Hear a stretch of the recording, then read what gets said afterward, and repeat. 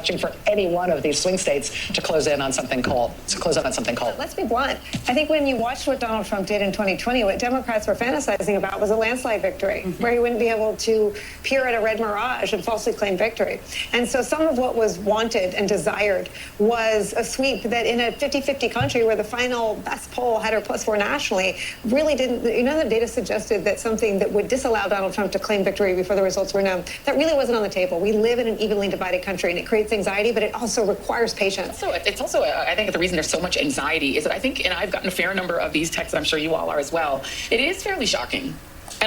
You can see that they're really angry and they're really pissed off that the election is not really going their way, and so they're just trying to find any small detail to discredit the win from Trump. And it's such a weird thing, and such a lovely thing to see their downfall and their meltdown, honestly. I don't think it's something that should make us super proud, that despite all of the things that just we've seen in the last 2 weeks, even if you could somehow forget January 6th and an attempted coup to overthrow the country, even if you could forget taking classified documents and hiding them in your bathroom, even if you could.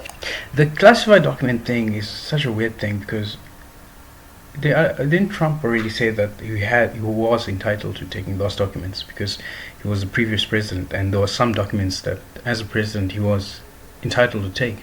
And so this was basically a witch hunt that they were going at him for, because like the whole classified document thing was already like debunked, and she keeps bringing this whole thing up, and just shows you how much they're just reaching for anything in order for her point to be proven, because they know that they lost and there's really nothing they're able to do. Set aside, which is very hard to set aside, an adjudication of sexual abuse against a woman, and then 24 other allegations, and Jeffrey Epstein saying was his best friend, and you name it. And they keep bringing up these allegations of women, whether this is slander or something that's like demeaning or defamation of character.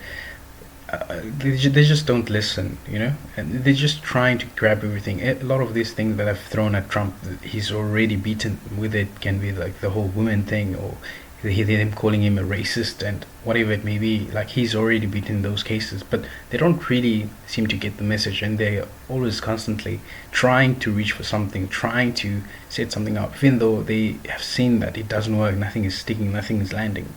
And I think the problem with MSNBC is that they don't get the message that nobody really takes what they're saying seriously. Nobody really takes their message seriously, and it's almost like they're tone deaf, to what society is saying. And this whole point of this whole election was a big message to them that, like, no, you're not important. Whatever you are telling us, we don't really take in consideration for.